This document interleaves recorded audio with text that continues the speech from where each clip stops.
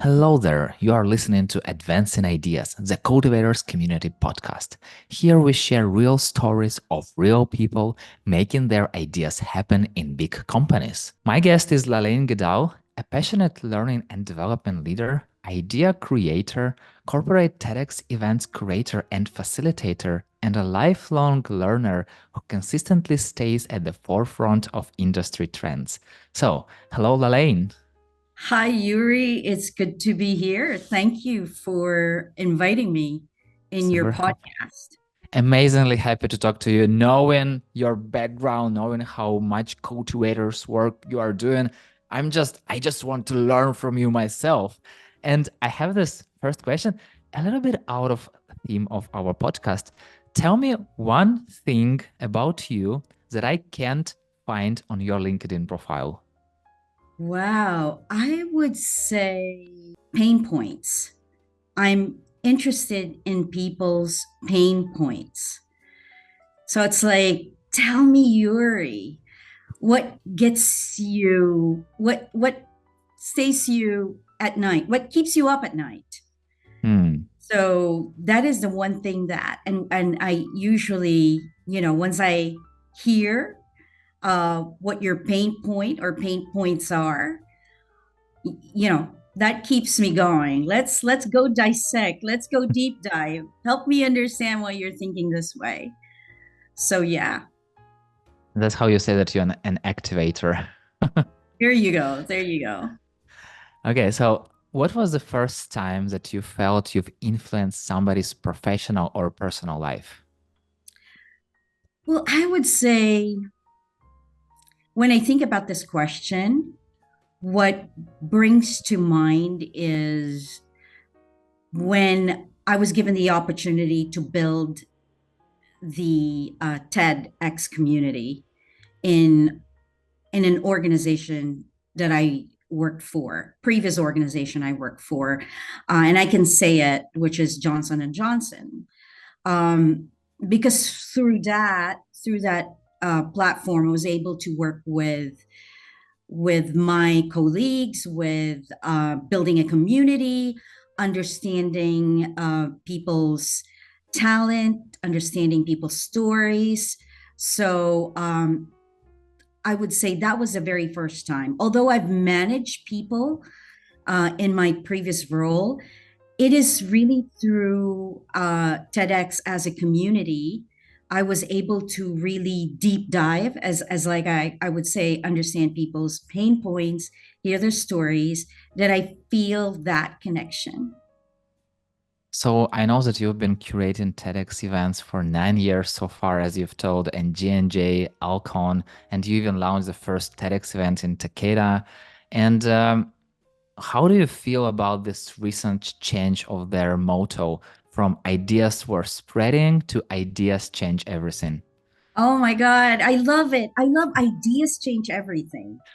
And because it does, it's true, right? It starts with curiosity, and you start talking, asking really good questions, asking why not, reframe the problem, and changing the motto from ideas worth spreading to ideas are everything. It kind of like breaks the boundaries. It breaks down boundaries regardless of what your profession is, regardless what your educational attainment, regardless what your status, gender, or anything, wherever you are.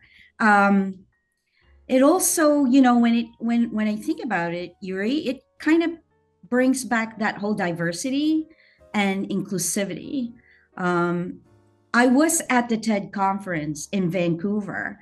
Uh, this was in February. Was it in February? Now I'm kind of losing the time track when they announced it. So I was in that room when Chris Anderson announced it. So I said, wow, this is truly how TED evolved or has evolved by even changing Mhm. their motto from ideas worth spreading for over what 50 years, and now it has changed. which is amazing. I love it. Crazy. What is the connection between an idea and an action? Well, an idea without an action is nothing. I mean, it's like you're talking. It's like I'm telling someone, asking for, so what's your idea about it, or asking for an advice. If there's no action, it's useless. And they always have a term that they use in design thinking or human centered design, that to be biased against action is that to really just go for it, test it, right? And there are risks involved, but you would not know until you actually had tried, tested it, or took action. You know, in the cultivator community, we talk a lot about advancing idea and making changes, but usually it all sits on top of people like a standard job. So, you know, if they want to bring some changes into the company they're working with or to make something better, they have a lot of ideas. But Yeah. it's really very hard to act on those ideas. So, from your perspective, if somebody wants, like, if somebody has an idea, what is something, one thing that they have to do to bridge this gap between idea and action? Yeah, how to accelerate that idea. um I've been in that situation many, many times. And as a cultivator, it's so important to be ready when that opportunity comes, right? Because you're always looking for that opportunity. um, and when that opportunity comes, you have to be ready to kind of say, you know what, I have this great idea. In like, for example, um, example of this is when we were coming out from isolation during COVID and working for an organization, and trying to bring people together, was the idea on how can we bring people together. And that takes a lot of the change management part of the desirability. What's people's desire to come back.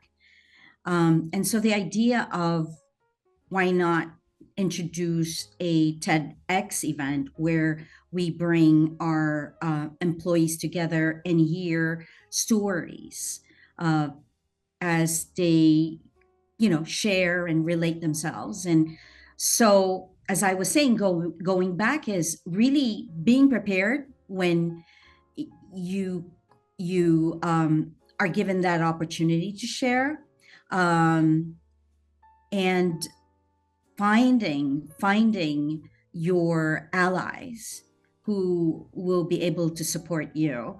I hope I was clear with that. I know sometimes we'll say, well, do you have to be, what about the idea just coming from, um, as you think on the fly? Yeah. Absolutely, absolutely, right? And we often do that. And so I would say, when you're ready and you have that idea, and I guess, what comes into my mind, Yuri, too, is being strategic, positioning, having worked in corporate organization, is how do you strategize that?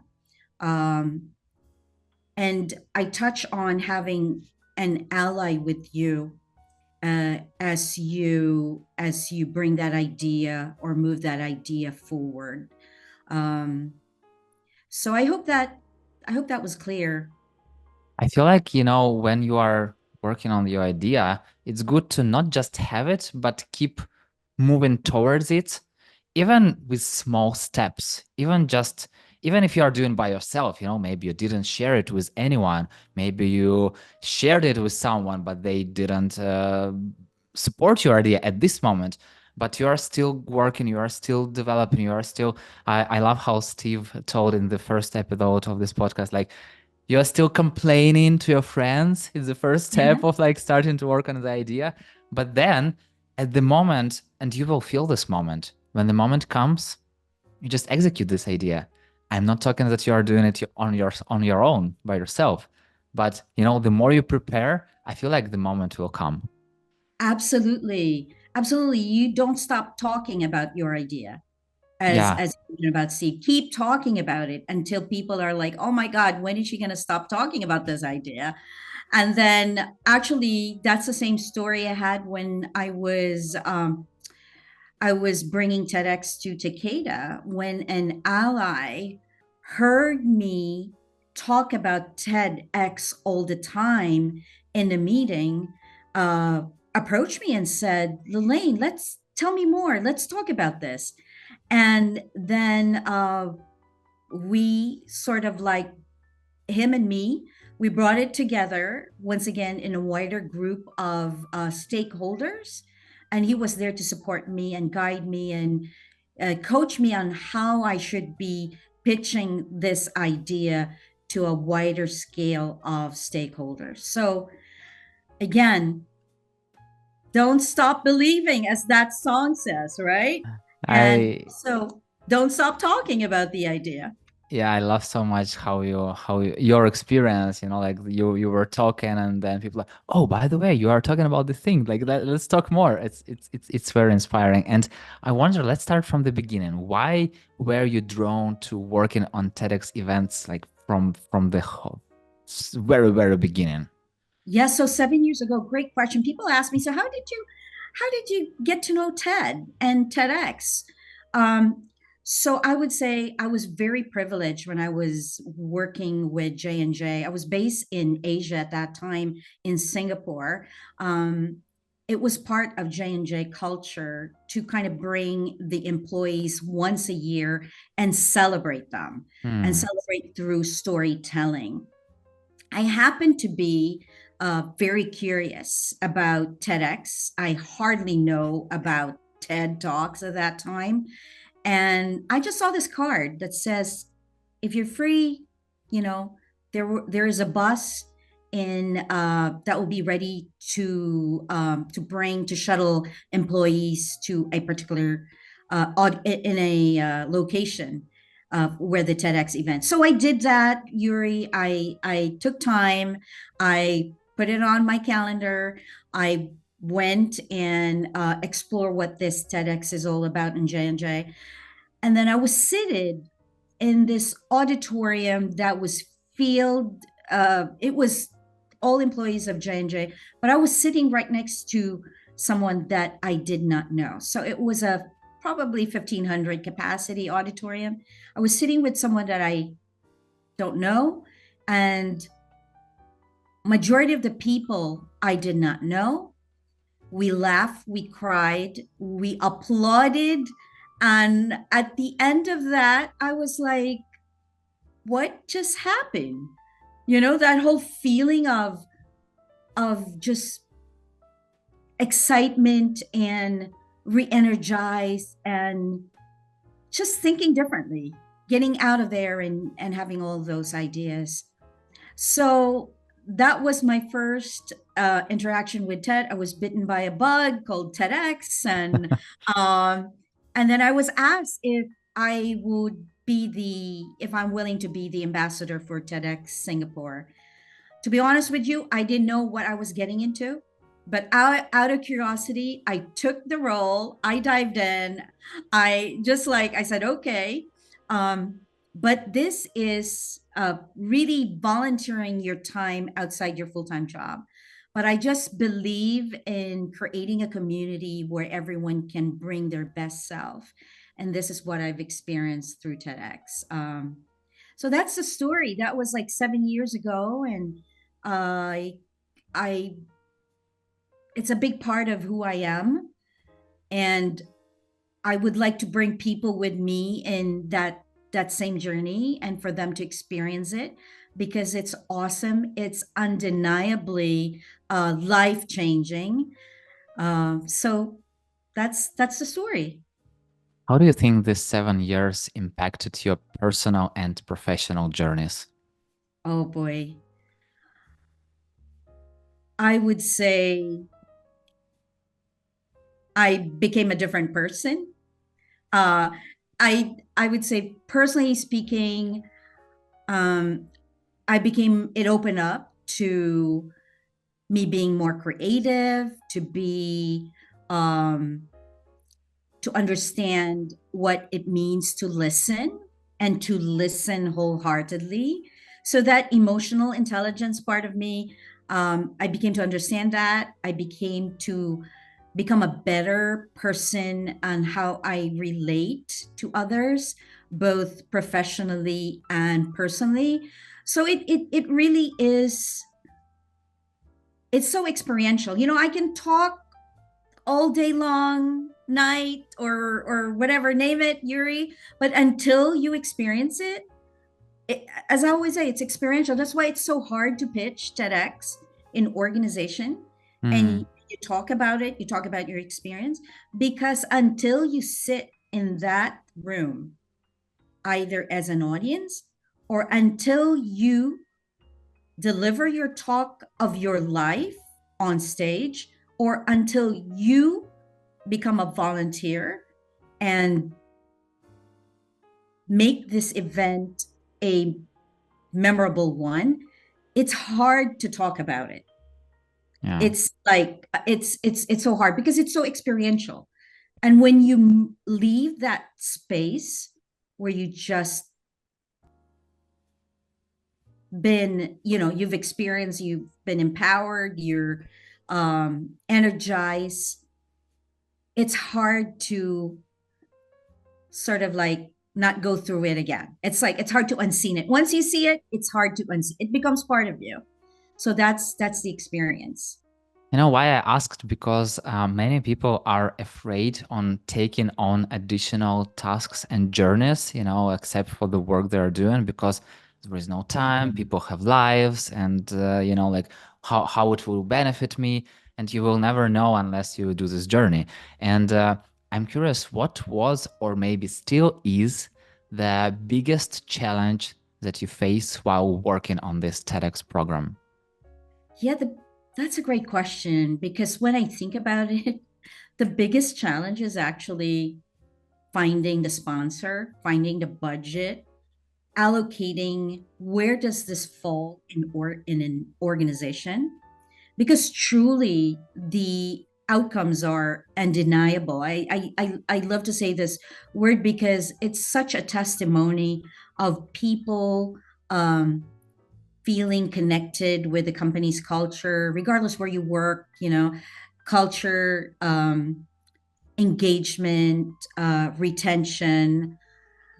It elevates the human, the center of everything that we do, whether, you know, it's in an organization, whether it's whatever it may be. It's really elevating that human experience. So I would say finding that sponsor, finding a place in an organization that say, hey, you know, it could be engagement and culture. This particular initiative falls into that, or it could be leader development. So just finding that, because I think it's so critical um, that it's identified where it falls. So everything will just come into place. Now, talking a little bit on startup and sales language, you kind of have to pitch your idea to several, most likely different people to finally find your allies. And I wonder, how did you deal with it? Like, what is your approach to finding the budget and to finding the sponsor or sponsors? Yeah, absolutely. You just have to be able to tell good stories, right? Just stories, your experiences, and then identify, like when I brought TEDx in Takeda, I didn't stop talking about it, but you need to find that ally who believes in you even if they haven't experienced it, right? And you have to, how do you build that? You have to show credibility. Hey, I've done this. um, and TED Talks is so universal wherever you go. When you talk about TED Talks, people would come up and and they can relate. So that is a commonality. So I would say finding an ally, and when you're in the room, when you do your pitch, is focus on that main decision maker.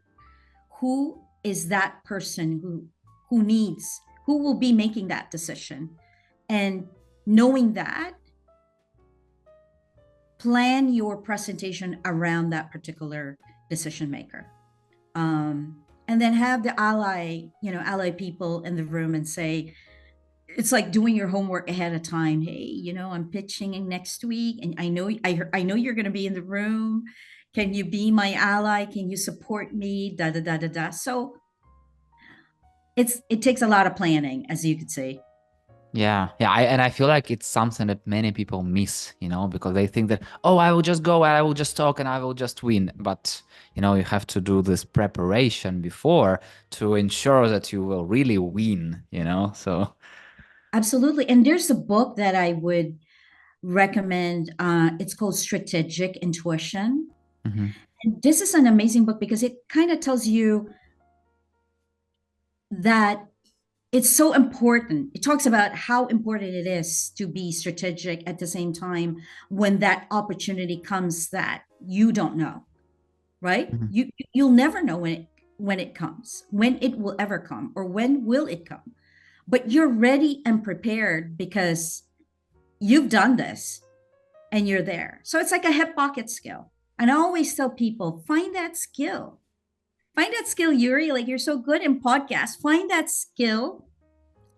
I call it hip pocket skill that is a differentiator from everyone when you come into an organization, when even you're applying for a job. You know, what differs you from the others? And be good at it in that skill so that when that opportunity comes, you're ready to pitch, you're ready to talk about it, and find that connection, find that ally that will help you um, get to where that idea is supposed to be. But how to find this skill? We're living in the LinkedIn era where everyone are so amazing. And if you are going through LinkedIn, you just see that, oh my God, people are so amazing. Like, who am I? Like, how to find the skill within you? Yeah, that's a great question, right? If you go to LinkedIn and you feel like, oh my God, am I an imposter, right? That's the very first thing, like an imposter syndrome, or you start to have insecurities because, wow, but it's there. It's what are you, where do you think uh, is something that you're passionate about? What are you passionate about? If you're passionate about people, bringing people together, how can you develop that into a skill, Yeah. right?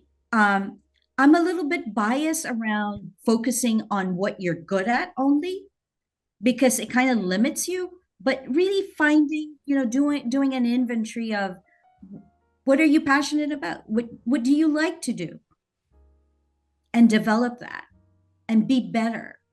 Be good at what you do so that when that opportunity comes, you really set yourself aside.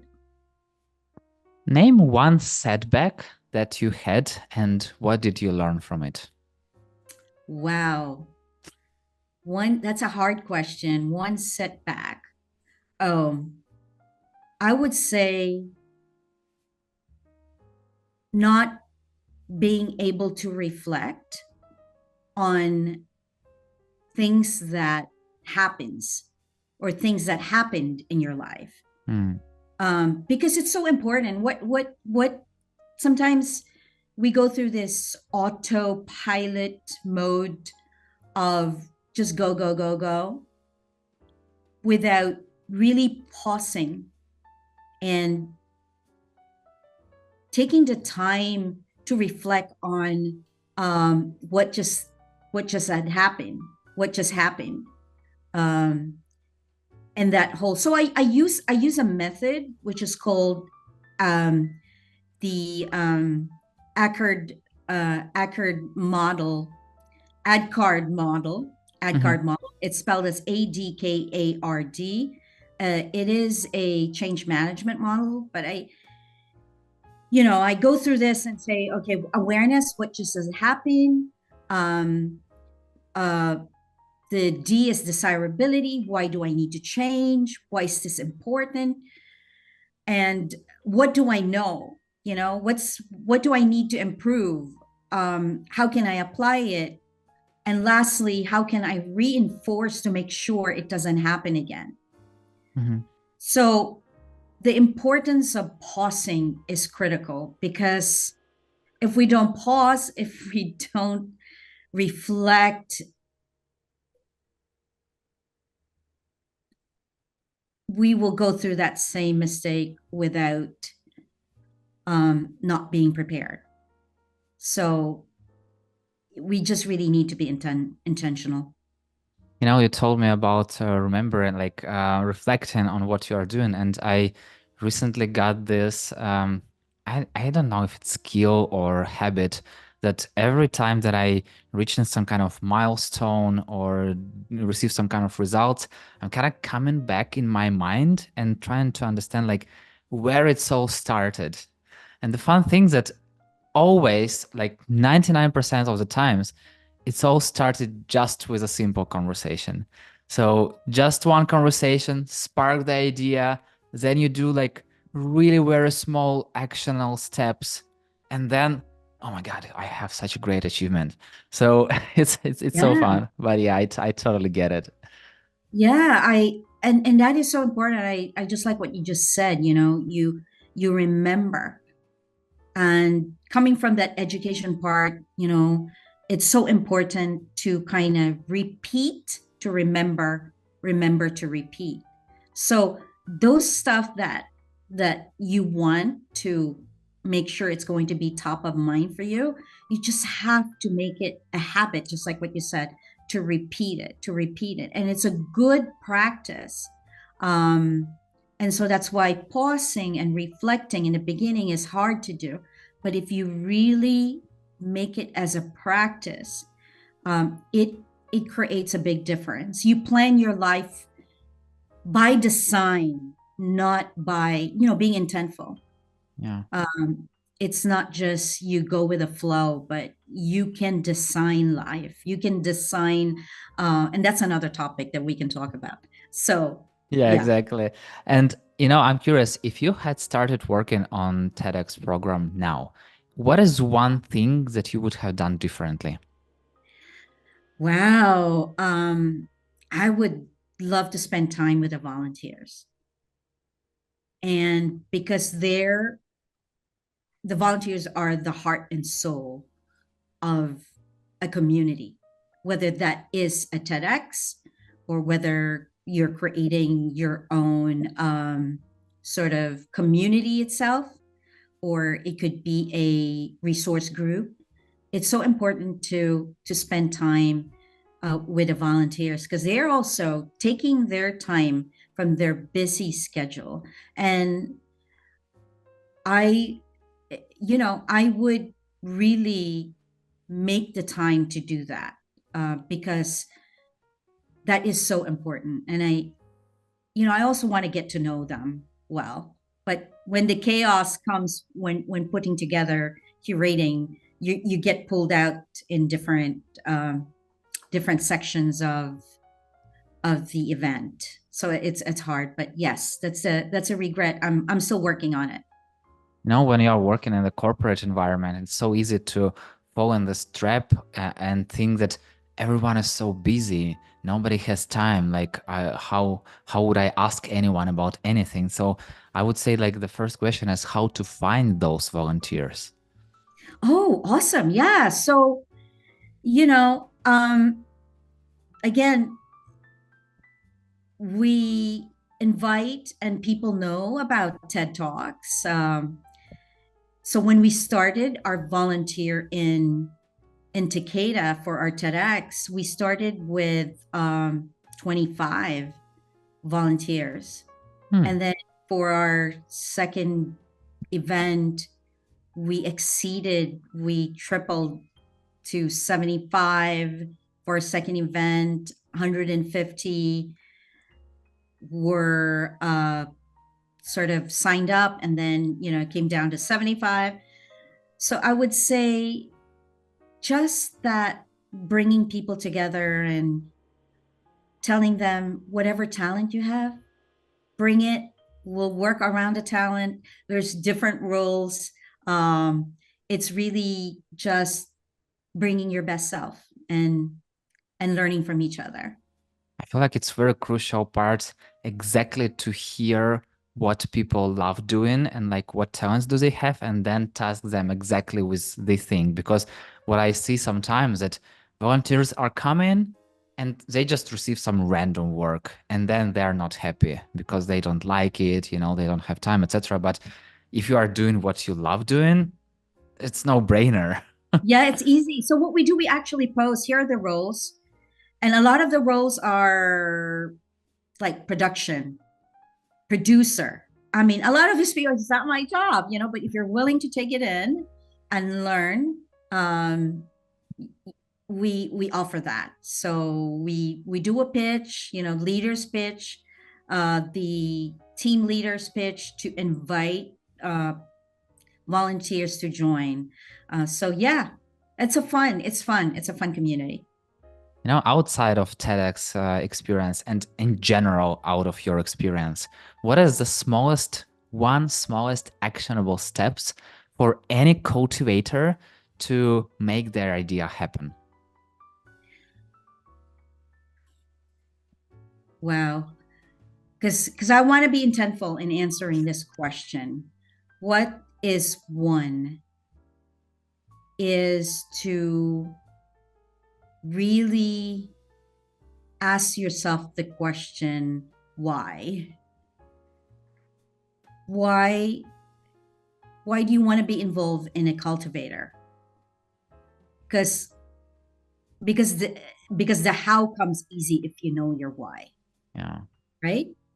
And if you know your why, then I would join the cultivator because I would love to share, or to create a difference, or to share a skill that I think everyone can benefit. And what is that skill? So I think knowing your why is so important. I know it's not a direct answer, but I just want to be intentful. I'm joining a group not of um because it's a cool group, but because if you know your why, you can easily make the time to do it, to be part of it, and add value. Lalaine, I wish to have the sky as the limit, but time is the limit to our conversation. So the Okay. final question, you already named one book. So name one podcast or person from whom you learned the most. I love Sahil Curiosity. Um, Sahil, Curiosity, I just love because it's so human centered. And sometimes we forget the very basic of what humanity is all about. And so he reminds me of that.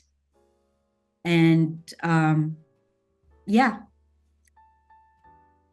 Got it. And what is the best way to connect with you? LinkedIn, Exactly. What right? other? I feel like it's a place for all professionals, to catch up, to follow, to connect with each other, and to make their professional and even personal, as I call it, friend work even better. So I totally get it. And yeah, Lane, thank you so much for openly sharing your cultivator's journey. And it is such a valuable experience for all the change makers in the world who want to make a difference.